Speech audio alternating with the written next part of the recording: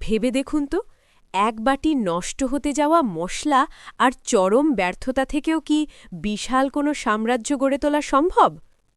কল্পনা করুন, প্রাচীন বাংলার সমতট রাজ্যের এক কোণে আপনি ছোট একটা ফুচকার দোকান দিয়েছিলেন, কিন্তু দুর্ভাগ্য, দিনের পর দিন কেউ আপনার দোকানে আসছিল না। গরমে আর অবহেলায় আপনার কষ্ট করে বানানো ফুচকার পুর আর মশলাগুলো নষ্ট হবার উপক্রম হল। আপনি প্রায় হাল ছেড়ে দিয়েছিলেন, ভাবছিলেন সব ফেলে দিয়ে ফিরে যাবেন। ঠিক তখনই আপনি জেদ ধরলেন।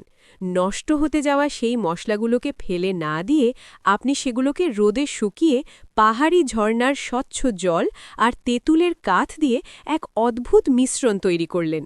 এই টক মিষ্টি জলের স্বাদ ছিল একদমই আলাদা, কিন্তু বড়রা তখনও সেই নতুন খাবার নিয়ে সন্দিহান।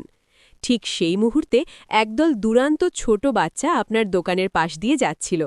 আপনি তাদের আদর করে কয়েকটা ফুচকা দিলেন। প্রথম কামড়েই ফুচকার সেই মুচমুচে শব্দ আর ভেতরে থাকা আলু মশলার জাদুকরী স্বাদে বাচ্চারা খুশিতে আত্মহারা হয়ে গেল। তাদের আনন্দ আর শোরগোল দেখে গ্রামের মানুষরা কৌতূহলী হয়ে ভিড় করতে শুরু করল। আপনি এই ফুচকার জন্য বিশেষ লবণ আনিয়েছিলেন সুদূর হিমালয়ের গুহা থেকে, আর বিশেষ মুচমুচে চালের গুঁড়ো আনিয়েছিলেন পুণ্ড্রবর্ধনের সেরা শস্যক্ষেত্র থেকে।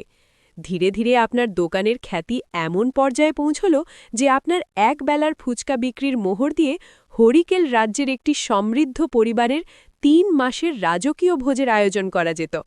একসময় এই খাবারের কথা পৌঁছল খোদ গৌড়ের রাজপ্রাসাদে। মহারাজ তার প্রিয় রাজপুত্রদের আবদার মেটাতে আপনাকে সসম্মানে ডেকে পাঠালেন।